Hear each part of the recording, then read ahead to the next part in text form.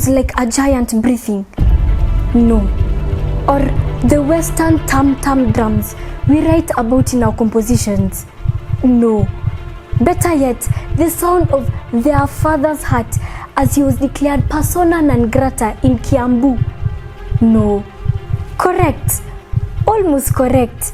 Ladies, gently, and men, this was the sound of my heart as it thudded, do, do, do, threatening to break out of my feeble, innocent chest like a long compressed sneeze that had decided, no, enough is enough.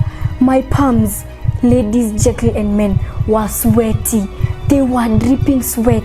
Ndi, ndi, ndi.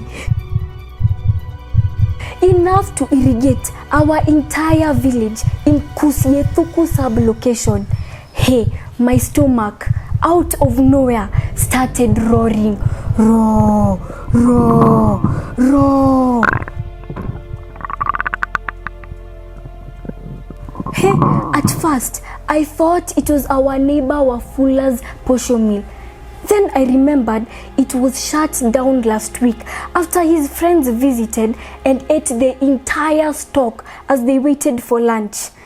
Ladies, gently, and men, in case you are wondering why I am exhibiting signs of marasmus, kwashiorkor, smallpox, and other ancient malaise, wonder no more.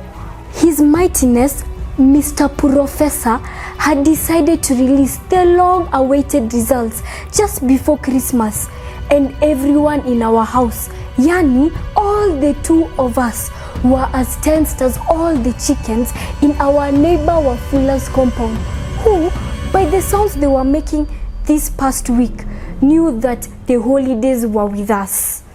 Ladies, gently, and men, suddenly, in the blink of an eye, just like in the movies, everything began to move in slow motion.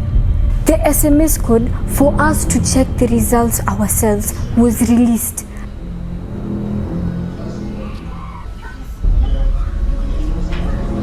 My sister,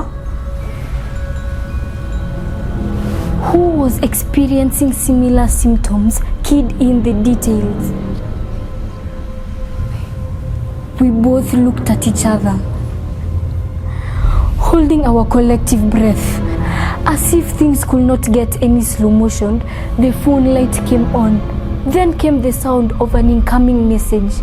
And out of nowhere, the weirdest thought occurred to me, that indeed, light travels faster than sound. Physics, you were right.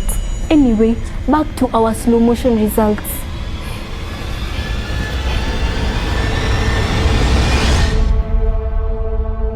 My sister read the message to herself first, then turned to look at me.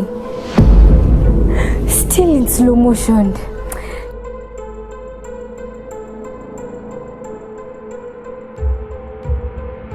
Ladies, gently, and men, the suspense was too much. I fainted.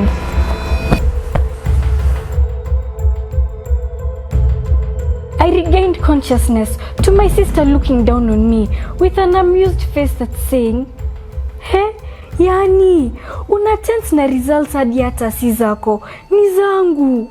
Ladies, gently, and men, all this tension was on behalf of my sister, and in fact, she had passed.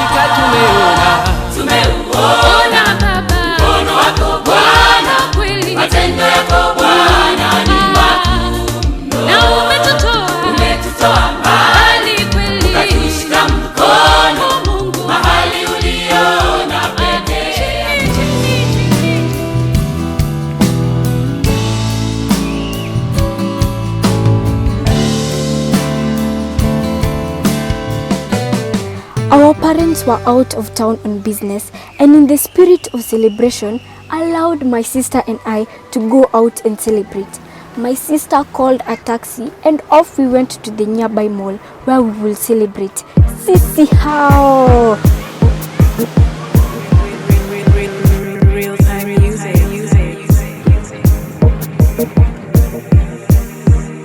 South C, South B, 111, 23, West D, can't get me, nah, don't need, nah, manane, baby. Ain't no city like my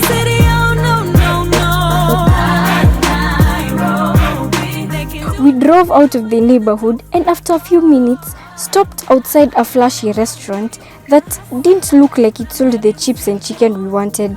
I looked at my sister questioningly. I'm meeting some of my friends here to celebrate. Since we're 18, we're allowed. Will you stay in the car? Mimi, a whole Form 2 with a bright future ahead of me. And all my childishness left behind in primary. Stay in the car? No way. But the only problem was I needed to look more over 18ish. Ladies, gentlemen, my sister did not pass KCSE for nothing. She had all the answers. To enhance my dashboard area, she put some paraphernalia which she got from her bag, and my boot area, she put some pads which she also got from her bag. She insisted on adding some makeup to enhance the look. Ladies, gentlemen, wacha nipakanishwe mavitu.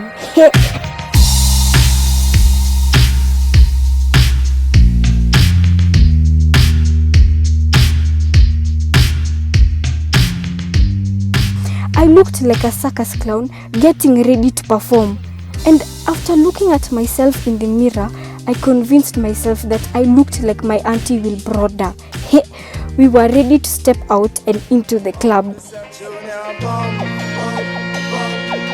If Jah is standing by my side. My sister must have been a genius because the bouncer was even convinced. He even winked at me. We got a seat outside the gazebo and ordered some drinks as we waited for my sister's friends to arrive. I ordered a Fanta Blackcurrant while my sister ordered something called a Rhino Charge. Your best you try to harm me and I aiming to kill, but I love you still, cause you are here to make prophecy fulfilled. But when the drinks came, they came double. We didn't have that kind of money on us. But the waiter assured us that the bill was paid in full, then pointed at a table that looked like a mini men's conference. My sister looked at them, smiled, waved, and then told me to drink quickly. Ladies, gentlemen, one of the homo erectors at that mini men's conference was my CRE teacher. I seconded the idea of drinking quickly because if my CRE teacher recognized it was me, then none of us would be going to heaven. Chap a flash, my sister told me. I swallowed my Fanta and almost immediately, things started moving in slow motion again. I tried to stand up, but my legs were too weak for me. Down I went. And ladies, gentlemen, for the second time in 1 hour, I fainted.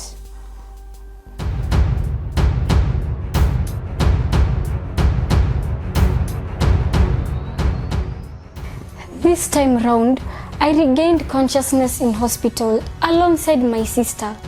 Apparently, the waiter had spiked our drink after being paid by that homo erectus in the mini men's conference, but the bouncer noticed and called the manager on her, who then took us to hospital and called the cops on the others. It was also discovered that I was underaged, since my props that made me look over 18ish were also discovered. The nurse says that our parents are on their way, and I'm sure they will punish us until Jesus comes back. My CRE teacher and his cronies are in jail, so I'm told. So no heaven for him anytime soon. Apparently, this mchele is becoming very popular. It is being used to drag unsuspecting youths into doing activities that Uncle Zeke is protesting against. Kumbe tuliponea. My fellow under 18s, let us just go to the merry-go-rounds, the bouncing castles, or stay home and watch movies. This over 18 business is very dangerous. It is better to be grounded for a while than to be dead forever. Although our parents might banish us to Kusietuku, never to return to any town again until New Jerusalem comes. Please pray for us. Tumeona